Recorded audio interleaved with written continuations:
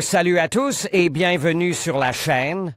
Je m'appelle Émile Garnier et ici, on parle de voitures sous tous les angles, entretien, astuces pratiques, fonctionnement des moteurs et bien plus encore. Si vous voulez mieux comprendre votre véhicule et éviter les erreurs coûteuses, vous êtes au bon endroit. Pensez à mettre un j'aime, à vous abonner à la chaîne et à regarder la vidéo jusqu'à la fin. Vous y trouverez des infos vraiment utiles. La technique cette génération des A4, la première, basée sur la plateforme globale MLB, est donc largement unifiée avec de nombreux modèles du groupe Volkswagen, de la Porsche Macan à l'Audi A8. En même temps, le concept de la voiture n'a pas beaucoup changé. La longueur, la largeur et l'empattement ont légèrement augmenté. Il existe deux variantes de carrosserie, une berline et un break. Un cabriolet a été transféré dans la ligne de la 5. La carrosserie est toujours en acier, mais la rigidité a été accrue. Cette génération répond aux nouvelles exigences en matière de sécurité passive, notamment en ce qui concerne l'impact avec un chevauchement particulièrement faible de 25%, qui est devenu un facteur important pour la promotion aux États-Unis. La configuration est typique de la marque. Le moteur est toujours monté longitudinalement à l'avant, avec une traction avant ou une traction intégrale. Il y a toutefois une nuance, dans toutes les boîtes de vitesse, l'essieu avant est abaisse un peu plus bas par rapport à l'axe du vilebrequin est donc plus près du moteur. Cela permet de densifier l'implantation, de raccourcir la voiture de 10 mm et de réduire le moment d'inertie longitudinale. La transmission intégrale de la 4 en carrosserie 8K est asymétrique dans toutes les variantes, 60% de l'élan est transmis aux roues arrière, même dans les versions habituelles. Les suspensions ont légèrement changé, désormais, toutes les variantes, y compris celles à traction avant, sont équipées d'une suspension multilevier à l'arrière. Les leviers sont toujours au nombre de 5, mais leur configuration a été modifiée pour tenir compte de la crémaillère située dans le cadre inférieur. Sur les modèles précédents, la crémaillère était fixée sur la carrosserie. La gamme de moteurs se compose de 4 cylindres en ligne à essence 1,8 et 2,0 de la série et à 888 des deuxième et troisième générations.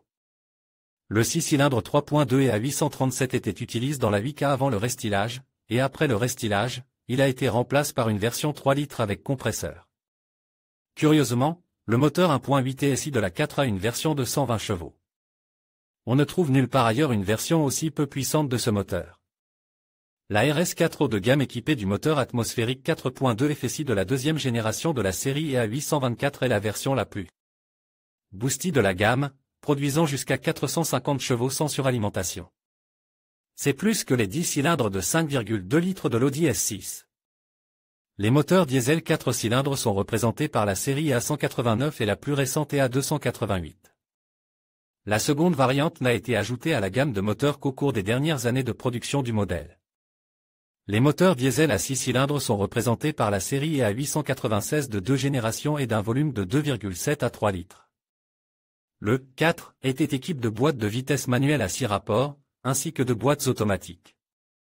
Les versions à traction avant étaient équipées d'un variateur multitronique, mais les versions à transmission intégrale, selon le marche de vente et l'année de production, étaient dotées d'une boîte automatique à 6 ou 8 rapports produite par ZF ou d'un robot prêt sélectif DSG de sa propre production. En option, les voitures équipées d'une DSG et d'un moteur de 3 litres étaient dotées d'un embrayage multidisque au lieu d'un différentiel arrière, ce qui permettait de contrôler le vecteur de traction dans les virages, torque vectoring. D'importants changements ont été apportés à l'intérieur. La voiture a reçu un tout nouvel intérieur, le modèle précédent était basé sur le design de 2001, avec un système multimédia MMI en option. La console centrale est très large et les sièges avant se sont transformés en 2 cockpits. Le levier de frein à main a disparu, il n'y a plus qu'une petite poignée de frein à main électrique. Parmi les petits details agréables, on trouve un plancher de coffre à 2 niveaux. Parmi les nouveaux équipements, il faut noter tout d'abord les différents assistants de sécurité, dont le régulateur de vitesse actif. Avec la fonction de freinage automatique, jusqu'à 30 km/h, et l'assistant de maintien dans la voie. L'entraînement électrique du coffre sur les breaks et le système Audi Connect, pour l'accès MMI à l'Internet, ont également fait leur apparition. D'une manière générale, il s'agit du premier changement significatif apporté au modèle depuis 2001 et du plus important depuis l'apparition de la série A4 en général. Un livre a même été publié sur ce développement, Der neue Audi A4, Entwicklung und Technik. Vieweg Verlag. Chronologie septembre 2007, l'Audi A4 à carrosserie 8K est présenté au public lors du salon de l'automobile IAA de Francfort. Décembre 2007. Les voitures de la prochaine année modèle sont disponibles à la commande, pour l'instant uniquement en version berline. Les moteurs à essence sont présentes par les unités 1,8 TSI, 160 chevaux, et 3,2 FSI, 265 chevaux. Les moteurs diesel sont au nombre de 2.0 TDI en version de 120, 143 et 170 chevaux et 2.7 TDI et 3.0 TDI, développant respectivement 190 et 240 chevaux. Toutes les versions diesel et essence, à l'exception des plus faibles, sont disponibles avec la transmission intégrale 4 roues. Les voitures à traction avant sont équipées en option d'un variateur, les voitures à traction intégrale d'une boîte de vitesse automatique à 6 rapports ZF. Mars 2008. Le 4 break avant a été présente. Les moteurs 2,0 TSI de 180 et 211 chevaux sont disponibles sur toutes les modifications. Décembre 2008. La version la plus puissante de la S4 avec transmission intégrale et moteur à essence 3.0 TFSI de 333 chevaux fait ses débuts. Janvier 2009. Les variantes à transmission intégrale équipées des moteurs 2.0 TSI, 3.0 TDI et 3.0 TFSI, S4, reçoivent en option un robot DSG S-Tronic à 7 vitesses présélectives. Pour le marché américain, une transmission automatique ZF à 6 vitesses est toujours disponible. Septembre 2009. Au salon de l'automobile de Francfort, IAA présente une version avec un moteur multicarburant 2.0 TSI, 180 chevaux, capable de fonctionner avec un mélange DE85. Mai 2010. Les versions destinées au marché américain pour l'année modèle 2011 sont équipées d'une transmission automatique ZF à 8 rapports. Novembre 2011. Le restylage apporte des mises à jour esthétiques, notamment au niveau des optiques, du capot et des ailes, ainsi que l'introduction de feux arrière à diodes électroluminescentes, LED. L'intérieur a été rafraîchi, avec une nouvelle version de l'interface MMI. Les mises à jour des moteurs sont importantes. Presque tous les moteurs ont été dotés d'options start-stop et d'équipements hybrides. Le 3.2 FSI essence a été retiré de la gamme, remplace par une version de 272 chevaux du 3.0 TFSI. Le moteur 1.8 TSI de 160 chevaux a été remplacé par une version de 170 chevaux. Les moteurs diesel 2.0 TDI ont été mis à jour, avec des variantes de 163 et 177 chevaux. La version de 170 chevaux a été retirée de la production. Les moteurs diesel V6 ont changé de génération pour passer à la Gen 2. La version 2.7 TDI a remplacé la version 3.0 TDI, 204 chevaux, et la version 3.0 TDI a commencé à produire 245 chevaux au lieu de 240. Les voitures destinées au marché américain étaient équipées d'une transmission automatique ZF à 8 rapports. Juin 2012. La RS4 avec le moteur 4.2 FSI, 450 chevaux, est présentée, uniquement en carrosserie break, uniquement avec la transmission intégrale. Et uniquement avec le robot présélectif. Printemps 2013. Les 4 moteurs à essence 1.8 et 2.0 TSI ont été mis à jour en version EA 888 Gen 3 avec des contrôleurs à 2 phases. Des modifications significatives au niveau de la culasse, des équilibreurs et du bloc. Il existe désormais une version 225 chevaux du moteur 2.0 au lieu de 211 chevaux. La série EA 288, dotée d'un système de refroidissement à double circuit et d'une pompe déconnectable, fait son entrée dans la gamme des moteurs diesel. Septembre 2015. La production de toutes les versions de l'Audi A4 dans la carrosserie 8K est progressivement arrêtée. Carrosserie. Panneaux extérieurs, vous aviez sans doute l'intention de sauter cette section? Mais qu'est-ce qui peut bien arriver à une voiture du segment haut de gamme, vieille d'à peine 10 ans? Et qui coûte pas moins de 600 000 roubles, voire 1 million, ce qui signifie que sa peinture doit être entretenue de manière qualitative.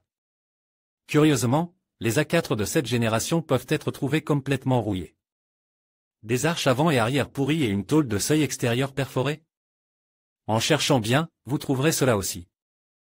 Des points de corrosion à la jonction de l'aile avant et du pare-choc, sur le seuil avant ou à la jonction avec l'aile? Une couche d'antigravillon sur l'aile avec de la rouille profonde en dessous? Cela arrive régulièrement. De la rouille sur le rebord du coffre? Presque toutes les voitures en ont. La seule question est de savoir si le côte extérieur du couvercle est touche ou si le processus passe inaperçu sur le métal à cote. Des lampes de la plaque d'immatriculation. Le bord avant du capot se décolle régulièrement, mais il rouille lentement. Mais le capot est en acier, et si vous entamez le processus, il sera couvert de profonds cratères et commencera à rouiller de l'intérieur. Malheureusement, cette génération a été peinte encore plus mal que la B7, et le métal fin de la partie extérieure des seuils est aidé. Elle pourrit facilement jusqu'au trou, si vous n'éliminez pas immédiatement le gonflement de la peinture. Il suffit de quelques années pour que le panneau extérieur doive être remplacé. Qui a dit, comme sur Ziguli? Outre les endroits évidents mentionnés ci-dessus, il convient d'examiner attentivement le cadre du pare-brise dans sa partie supérieure. On trouve régulièrement des voitures présentant une corrosion importante à cet endroit, et il est parfois nécessaire de souder le cadre. La plupart des exemplaires dont le prix atteint 1 million d'euros, même s'il s'agit d'une voiture ayant subi un restylage, présentent des défauts cosmétiques. Tout d'abord, au niveau du bord avant du seuil, où les points de fixation de l'aile au seuil constituent un excellent foyer de corrosion. Ainsi qu'aux angles des arches avant et arrière. Mais la faiblesse de la peinture laisse de nombreuses possibilités d'endommagement, même sur les voitures neuves. Ce n'est pas pour rien que cette génération est souvent roulée en céramique, comme les voitures japonaises. Le revêtement est délicat et le métal qui se trouve en dessous rouille très facilement. Si vous achetez un modèle pré-restyling non entretenu, il y a de fortes chances que vous voyez des trous après avoir nettoyé les nombreuses taches de peinture. Ou peu de temps après l'achat, vous découvrirez que la voiture a été arrosée avant la vente afin de ne pas trop faire baisser le prix. À un moment donné, les prix des B8 sont descendus à 300 000, donc en termes d'entretien, ils n'ont pas été très soigneux avec elles, ne l'oubliez pas. Ci-dessous un coup d'œil au 4 sur un pont élévateur est plutôt rassurant. Le fond est presque entièrement recouvert de panneaux de plastique, mais il y a une couche de mastic dessus, et elle est intacte sous le plastique. Il est dommage que la surface extérieure des seuils aux endroits où sont installés les pieds des élévateurs et des criques souffre beaucoup. Souvent, le métal présente des bosses et des perforations, et l'on remarque également une corrosion négligée du bord avant du seuil. Même la zone autour du réservoir d'essence est en bon état, quelques traces de rouille sèche et superficielle près des joints et sur les supports. Mais si l'on retire les coffres, on s'aperçoit que la faiblesse de la peinture extérieure n'affecte pas seulement l'apparence. Les arches sont très rouillées. Le bord arrière de l'arceau avant, près du seuil, est souvent couvert de rouille. De l'endroit où les tuyaux pénètrent dans le bas de caisse jusqu'au seuil, le bord est couvert de petites poches de corrosion. La corrosion est particulièrement dangereuse près du bouchon de renfort du seuil, s'il se déformait, l'eau pénétrait dans les couches intérieures du large renfort du seuil, et il ne sera pas possible de s'en sortir en ne remplaçant que la partie extérieure en métal fin. Les raisons d'un tel état du métal de l'arc et de l'appui sont multiples. Il y a une tablette sur le seuil avec le support de l'aile, où la saleté s'accumule, et un tas de saleté derrière le casier lui-même. Et le réservoir de lave-glace sous l'aile, lorsqu'il est rempli, l'eau s'est coulée par le haut. Du côté passager, l'arceau est généralement en meilleur état. Mais il faut aussi faire attention au seuil lui-même, qui est littéralement pourri de l'intérieur. L'humidité peut facilement pénétrer par les éléments de fixation des ailes. Le longeron supérieur de la carrosserie, ou plutôt son support de renforcement à la jonction avec le bouclier moteur, est également pourri au niveau des coutures, il n'y a manifestement pas assez de mastic d'étanchéité et le casier est mal installé. Et l'eau pénétrait par le haut, au niveau du joint de l'aile. Le bord intérieur de l'aile avant pourrit également, mais lentement. Les arcs arrière présentent une situation similaire, mais dans les parties avant, et la corrosion du bord de la porte est fréquentée. En outre, il y a souvent de l'humidité et de la rouille à l'intérieur de la partie arrière du seuil, auquel cas l'arceau seul ne peut pas être ressoude. Le bord arrière à la jonction avec le pare-choc souffre surtout de l'extérieur. Sur la partie intérieure cachée aux yeux, le mastic résistait longtemps à la propagation de la rouille, mais si l'on a essayé de réparer l'arceau et que le mastic n'est pas d'usine, il y a de grandes chances que toute la tablette située sous le pare-choc soit perforée.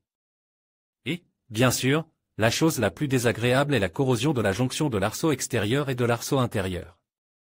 Qui se plaint de Opel Vectra B? À l'âge de 10 ans, tout allait bien dans cette partie, et ce n'est qu'à l'âge de 15 ans que des problèmes visibles sont apparus. Il faut savoir que le métal de cette Audi est étonnamment délicat. Si quelqu'un a endommagé le mastic d'étanchéité de l'extérieur, que de l'eau a pénétré dans l'arceau et que l'anticorps n'a pas été fait, il y a de grandes chances que l'aile doive être remplacée ou qu'un arceau de réparation doive être soude. Faites attention à la corrosion des joints sur les bords des boucliers thermiques au niveau du tunnel central. Dans les voitures de cette génération, il s'agit d'une piste de puissance, et une corrosion profonde à cet endroit est inacceptable. Il n'y a pas de problème grave à l'intérieur du corps. L'évacuation de l'eau de la niche du surmoteur est maintenant aussi simple que possible, elle est étroite et ne recueille pas beaucoup d'eau. L'intérieur est généralement sec, mais dans le coffre, il peut être humide en raison de l'installation mal réussie des feux arrière.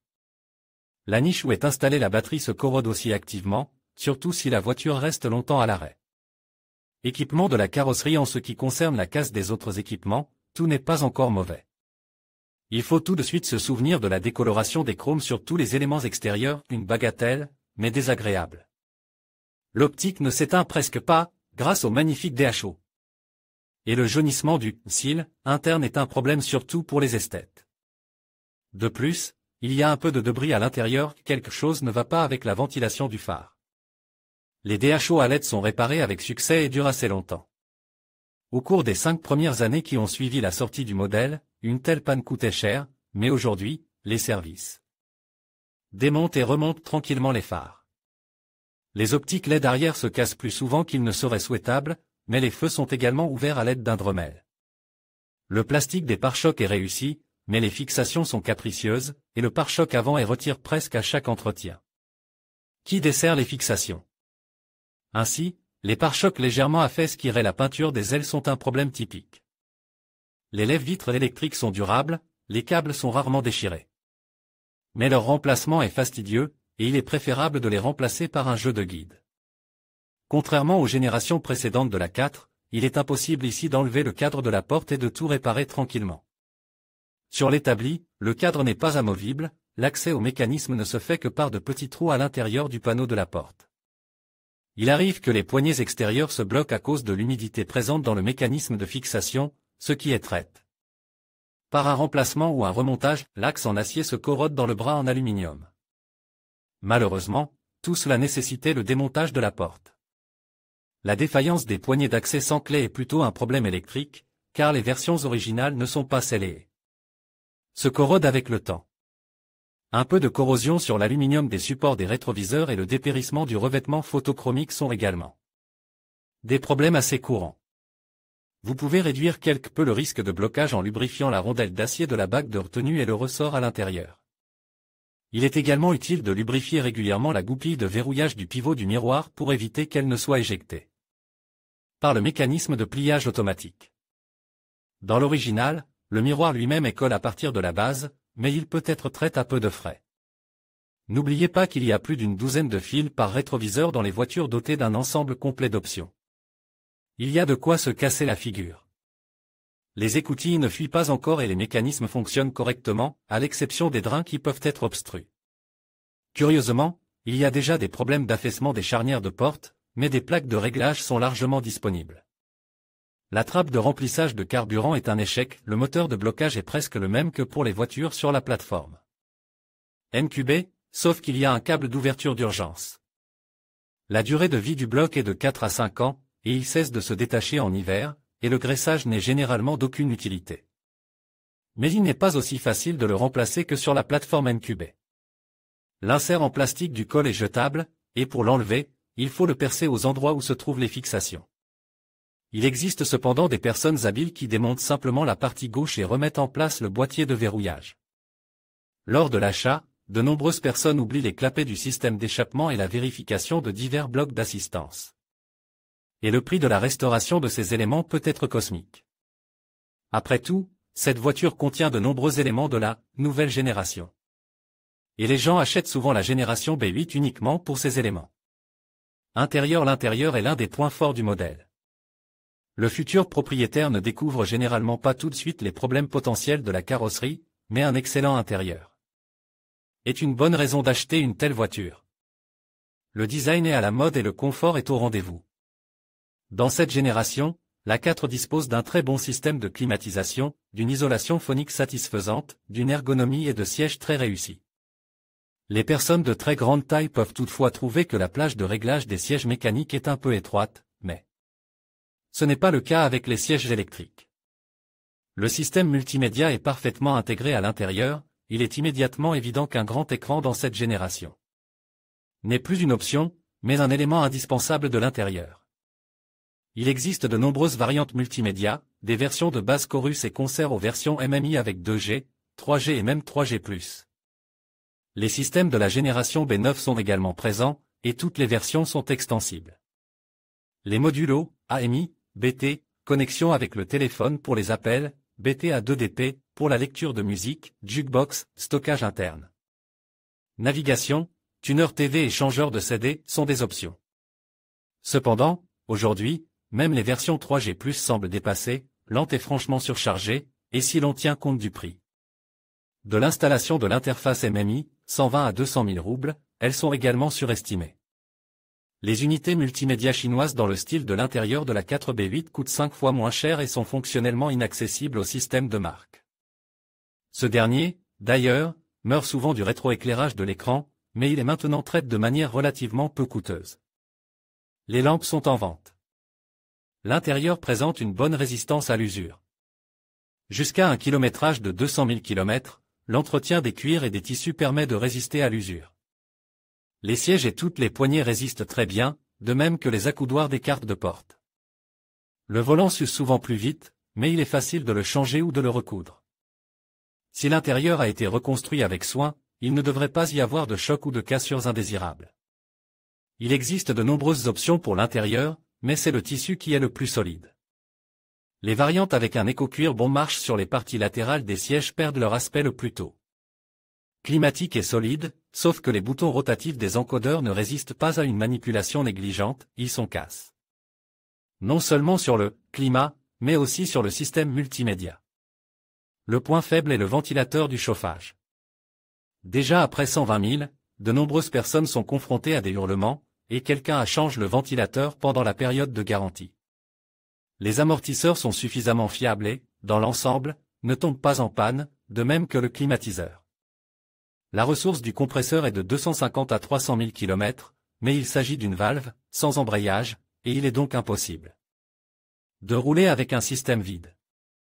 En même temps, la pose des tubes sur le condenseur n'est pas très réussie et nécessitait une fixation minutieuse des boîtiers et de tous les éléments du câblage du pare-choc. Le condensateur est délicat, il n'aime pas les pierres et les modes de conduite, et il est souvent nécessaire de le remplacer au bout de 10 ans d'utilisation en raison de l'endommagement des nids d'abeilles. Électricité dans cette génération, la partie logicielle est relativement déboguée, mais la complexité de l'exécution et l'abondance du câblage augmente le prix de possession des machines anciennes. Tous les blocs sont dotés d'un système d'autodiagnostic, jusqu'au rétroviseur chauffant. Mais le câblage de la seule porte à 4 suffirait à l'électrification complète de Ziguli, et il y a plus de blocs électroniques dans la même porte que dans d'autres vieilles voitures étrangères. La qualité des câbles n'est donc pas très élevée, et des ruptures de parties flexibles du câblage dans les ondulations se produisent régulièrement. Les unités elles-mêmes sont bien déboguées, même sur les premières machines, il n'y a pas de problème massif avec le firmware et le logiciel. Tout est compliqué par la présence d'un système de protection des composants. Il est difficile et coûteux de l'enlever. Compte tenu du faible prix des blocs sur le marché secondaire, il faut souvent payer plusieurs fois plus cher pour les relier. Il est heureux que le transfert de la batterie dans le coffre se soit déroulé sans la maladie BMW, avec les bornes et l'oxydation du long faisceau ici, ces problèmes sont extrêmement rares. Sur les voitures ayant subi un restylage et fonctionnant en mode hybride léger, l'usure de la batterie est beaucoup plus importante. Et les problèmes électroniques dus aux fluctuations de tension sont plus nombreux. C'est pourquoi, dans la plupart des cas, l'hybridité douteuse est simplement désactivée lors de l'entretien. Il en va de même pour les systèmes d'arrêt-démarrage. Certains problèmes sont dus à l'entretien fréquent du moteur, qui complique la vie du câblage du moteur et surtout des connecteurs du tableau de bord.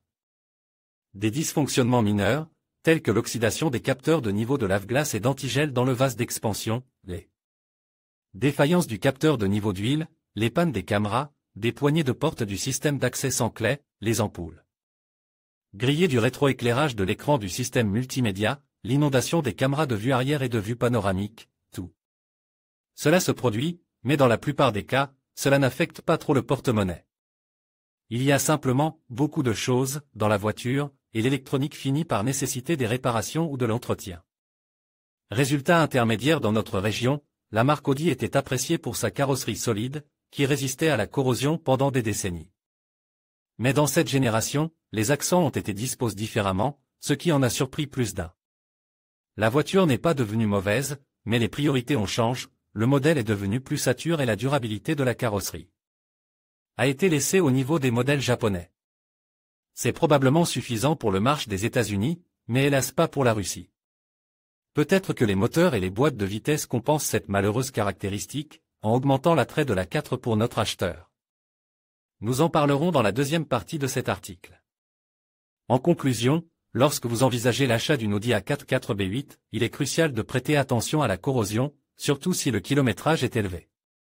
Une inspection minutieuse peut vous éviter des désagréments futurs. De plus, il est préférable d'éviter le cuir écologique, qui peut ne pas offrir la durabilité souhaitée. Prenez le temps de bien choisir votre véhicule pour garantir une expérience de conduite agréable et sans souci. Merci de nous avoir suivis et à bientôt pour d'autres conseils automobiles.